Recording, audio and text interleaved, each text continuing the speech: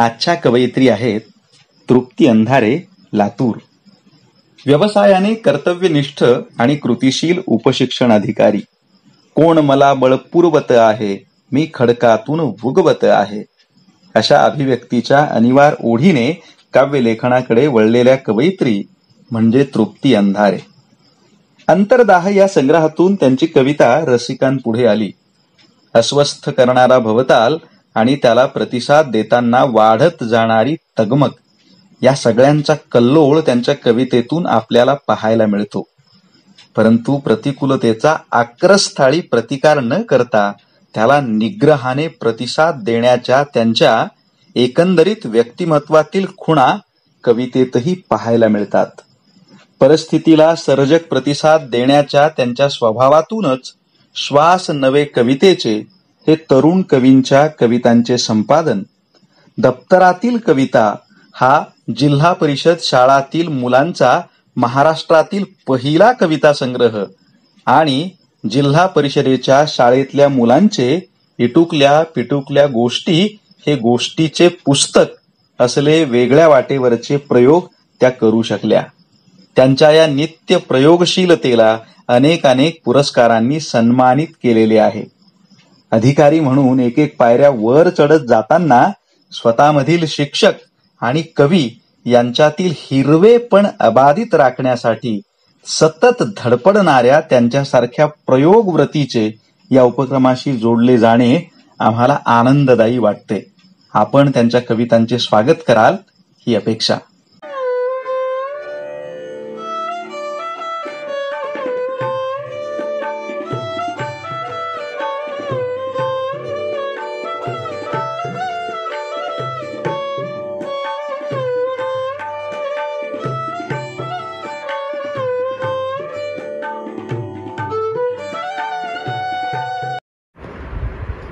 नमस्कार, मी तृप्ती अंधारे, यशवंत महाविद्यालय नांदेड यांच्या मराठी विभाग आणि कृतिशील विद्यार्थी समूहाच्या वतीने या कोरोना काळाला कृतिशील प्रतिसाद देण्यासाठी कोरोना काळातील कविता हा उपक्रम त्यांनी सुरू केलाय.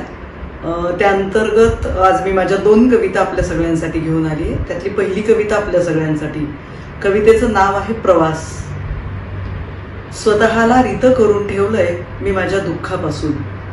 स्वतःला रित करून ठेवलंय मी माझ्या दुःखापासून. तू आलाच कधी दुःखानं निराशेनं व्याकुळ होऊन माझ्याकडे तर. तू आलाच कधी दुःखानं निराशेनं व्याकुळ होऊन माझ्याकडे तर. उतरता यावं माझ्या आत तुला निवांतपणे खोल. उतरता यावं माझ्या आत तुला निवांतपणे खोल. अन सापडावी माझ्या आत तुला हवी असलेली ओढ. तू विसावत जा उलगडत जा. तू विसावत जा उलगडत जा. उतरवत राहा माझ्यात स्वतःला. तू विसावत जा उलगडत जा. उतरवत राहा माझ्यात स्वतःला. शाईनं द्यावेत स्वतःचे रंग पाण्याला, तसे देत जा तुझ्या दुःखाचे सप्तरंग.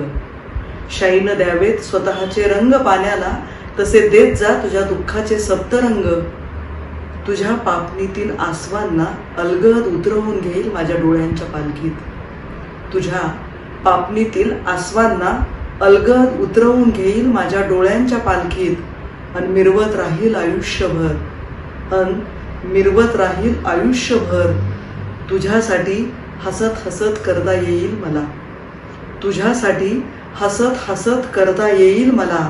हा बाईकडून आईकडेचा प्रवास. हा बाईकडून आईकडेचा प्रवास. उगवते हल्ली दिशा दिशातून. आसपासचे सारेच जण आताशा लिहू लागलेत कविता. कविताच कविता उगवते हल्ली दिशा दिशातून.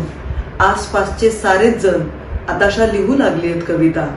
कविता असते वाऱ्याची आकाशातील ताऱ्याची. कविता असते वाऱ्याची आकाशातील ताऱ्याची. कविता जन्म देणाऱ्या माऊलीची आणि विसावा देणाऱ्या साऊलीची.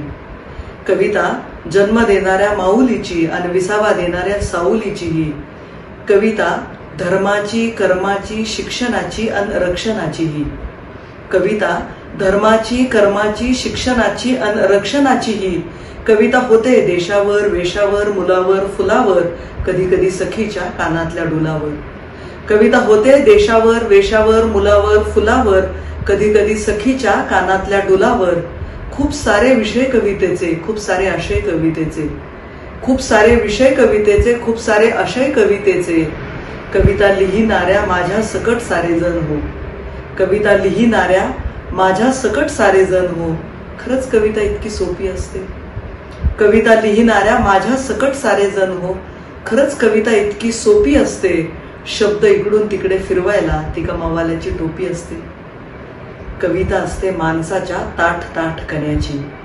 कविता असते माणसाच्या ताठ ताठ कण्याची, जगण्यातल्या विकृतीवर फुतकारलेल्या फण्याची. कविता असते माणसाच्या ताठ ताठ कण्याची, जगण्यातल्या विकृतीवर फुतकारलेल्या फण्याची. कष्टकऱ्याच्या घामात भिजत असते कविता. कष्टकऱ्याच्या घामात भिजत असते कविता, अन लिहिणाऱ्याच्या रक्तात रुजत असते कविता. कविता म्हणजे जगणं असतं. कविता म्हणजे जगणं असतं. माणसाच्या आत डोकावून बघणं असतं.